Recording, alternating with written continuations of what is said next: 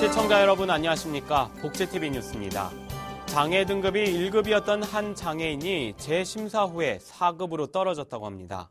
이로 인해 홀로 생활하기 힘든 이 장애인은 활동 지원 서비스도 받지 못하고 있는 상황인데요. 어찌된 일인지 김지영 기자가 취재했습니다. 장애 등급 재심사로 피해받는 장애인들이 속출하고 있습니다. 지난 2008년 2월 장애 등급 심사센터로부터 장애 등급 1급 판정을 받은 이결혜 씨는 병원 퇴원 뒤 활동 지원 서비스를 신청할 계획이었지만 장애 등급 재심사로 4급까지 하락해 신청할 수 없게 됐습니다. 연금공단이 뇌병변 장애와 치매 증상 등으로 혼자서의 생활이 불가능한 이 씨에게 활동 지원 서비스 등의 제한이 있는 장애 등급 4급을 책정한 것입니다. 지금 여러분 보시지만 휠체어를 타고 있어도 아직 휠체어도 못 밉니다. 혼자 일어서거나 앉거나 이런 것도 전혀 불가능한 상태고요. 아직까지 대소변이고 뭐고 제가 다 처리해주고 있습니다. 제가 이 4급 기준을 보니까는 어느 정도는 생활이 되는 사람들이 4급이더라고요. 근데 지금 이 친구는 지금 이 상태에서도 숫자나 글자도 다 잊어먹고 모릅니다. 특히 이 씨는 장애 등급 하락으로 인해 활동 지원 서비스는 물론 장애인 연금 등의 장애인 복지 서비스를 박탈당하게 됐습니다. 1급이면 받을 수 있는데 20만 원을 못 받게 됩니다. 왜냐하면 장애 등급제로 장애인 연금이 대상이 한정되어 있기 때문입니다. 1급, 2급, 중복, 3급까지 되기 때문에 꿈에도 못 꿉니다. 이에 대해 이 씨는 장애 등급 하락 피해자 긴급 지원 대책 마련 등의 내용을 담은 진정서를 국가인권위원회에 제출했습니다. 복지TV 뉴스 김지한입니다. 여성들의 경력 단절로 인한 사회적 비용이 지난 2000년부터 지난해까지 약 195조 원에 이른 것으로 나타났습니다. 한국여성정책연구원이 발표한 여성 경력 단절의 사회적 비용 조사 보고서에 따르면 지난 2000년부터 2013년까지 약 195조 원이었고 경력 단절 이후 임금을 받지 못해서 발생한 손실액은 약 120조 원이었습니다. 연구원은 저출산 고령화로 생산활동 인구 감소가 예상되는 상황에서 여성 인력 활용은 시급한 과제라고 밝혔습니다. 한편 지난해 기준 전체 기혼 여성 971만 3천 명 중 경력 단절 여성은 195만 5천 명으로 약 20.1%를 차지하고 있습니다. 장기 요양보험 수급자가 요양보호사를 폭행하면 서비스를 제한하는 등의 내용이 담긴 법률안이 국회에 제출됐습니다. 국회 새누리당 황인자 의원은 수급자가 요양보호사를 폭행이나 폭언, 성희롱 등을 하면 장기 요양 서비스를 제한하는 법률을 발의했습니다. 개정안에는 요양보호사를 포함한 장기 요양 요원에 대해 수급자가 신체적, 성적, 언어적 폭력을 행사해 유죄 판결을 받는 등의 경우 장기 요양급여를 제한하도록 돼 있습니다. 정부가 다음 달 발표 예정인 건강보험료 부과체계 개편안 중 양도소득이나 상속소득 등에 대한 부과 기준이 빠질 전망입니다. 보건복지부와 건강보험공단은 내달 4일 발표될 예정인 건강보험료 부과체계 개선안 중 양도소득과 상속, 증여소득에 대한 부과 기준을 제외할 것이라고 밝혔습니다. 건보료 개편기획단은 양도소득과 같은 일회성 성격이 큰 소득이나 상속, 증여소득처럼 재산에 가까운 성격의 소득에는 건보료를 물리지 않는 것이 합리적이라는 견해가 많았다고 말했습니다. 한편 개편안 내용에 따라 국민건강보험법령 자체를 손봐야 할 경우 국회 논의 통과 과정이 있어야 하기 때문에 실제 개편은 내년 이후에나 가능할 것으로 예상되는 상황입니다. 어린이들이 로봇 전문가로 성장할 수 있도록 꿈과 희망을 심어주는 로봇 캠프가 열렸습니다. 어린이들은 자신이 직접 만든 로봇 대회에 참가할 수 있다는데요. 캠프 현장을 우세린 기자가 취재했습니다. 로봇에 대한 열정이 넘치는 춘천 지역 미래의 로봇 전문가들이 한자리에 모였습니다.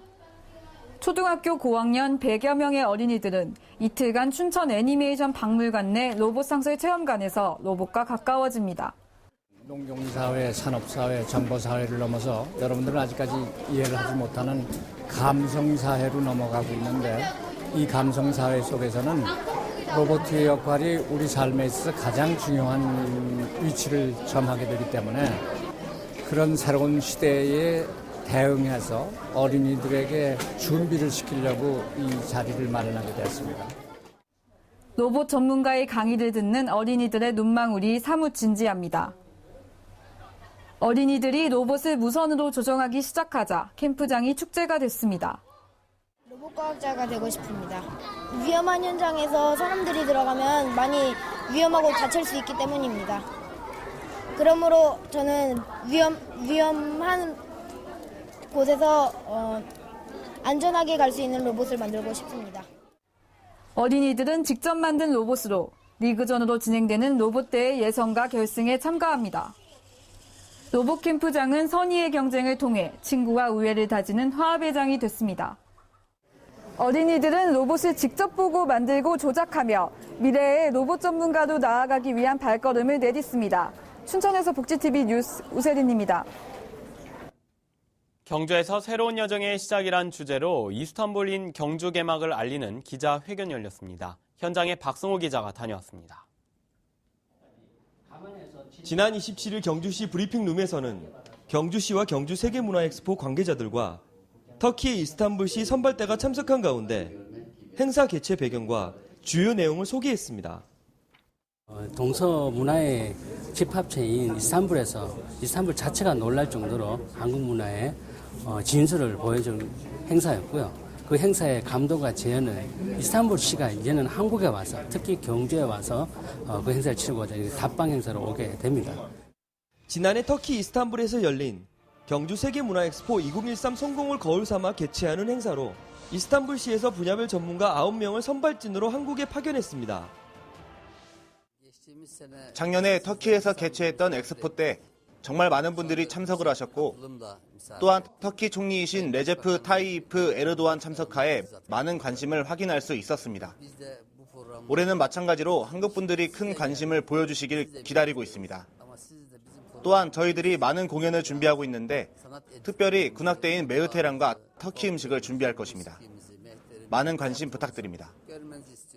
9월 12일부터 11일간 경주 황송공원 일대에서 다양한 이스탄불의 수준 높은 문화와 예술을 선보이며 실크로드 국가들을 문화로 연결하는 새로운 대장정인 만큼 그 의미와 경제적인 효과 또한 기대가 높습니다. 포항에서 복지TV 뉴스 박성호입니다.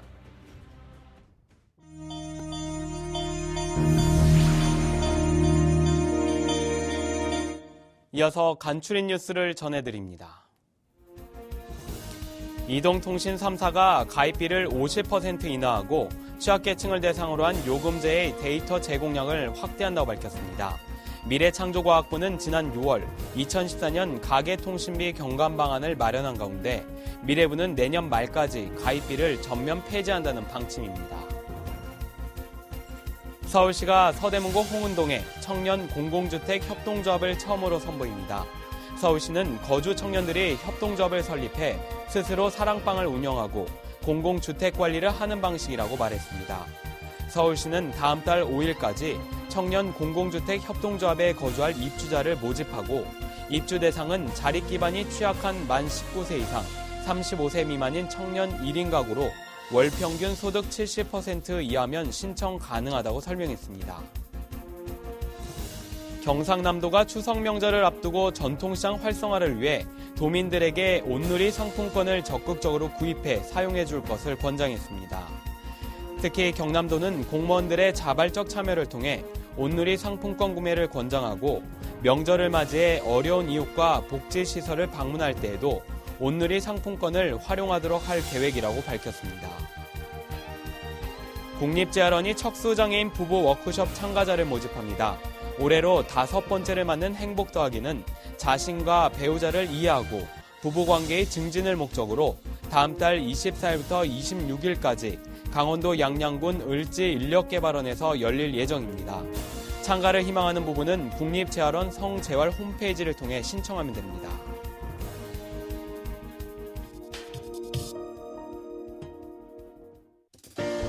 요즘처럼 아침 저녁으로 일교차가 커지는 때면 찾아오는 불청객이 있습니다. 감기를 비롯한 각종 바이러스들인데요. 이럴 때 더더욱 신경 써야 하는 것은 바로 우리 몸의 면역력 키우기입니다. 이번 시간 건강해지는 팁에서는 면역력을 높일 수 있는 이름하여 슈퍼푸드를 소개해 드릴 텐데요. 지금부터 맛있는 음식으로 건강 챙기는 방법 함께 보시죠. 입추가 지나가기 무섭게 나날이 벌어지고 있는 일교차에 건조해지는 날씨. 요즘 같은 환절기에는 우리 몸이 환경에 적응하는데 많은 에너지를 소모하는데요. 그만큼 쉽게 피곤해지는 만성 피로는 물론 감기, 입안 점막에 염증이 생기는 구내염 등 면역력 저하로 인한 다양한 증세가 나타나게 됩니다. 특히 가을은 겨울을 잘 보낼 수 있도록 우리 몸이 에너지를 저장하려고 하는 시기인 만큼 몸에 좋은 음식으로 면역력도 올리고 건강을 챙겨주는 것이 중요합니다. 해외 유명 건강 사이트에서는 면역력을 향상시켜주는 슈퍼푸드를 소개했는데요. 첫 번째, 바로 생강입니다. 생강에는 살균작용을 하는 2종의 항생물질이 들어있는데요.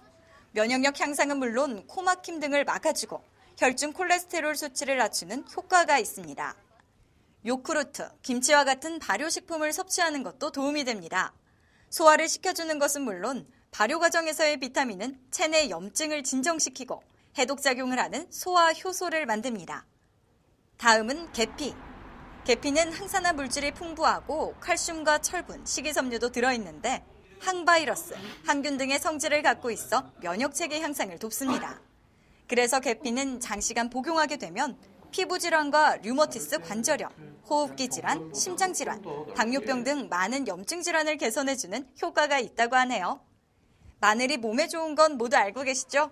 혈중 중성지방과 콜레스테롤을 낮춰주는데 망관과 비타민 B6, 비타민C도 풍부해서 훌륭한 영양 공급원이 될 수 있습니다.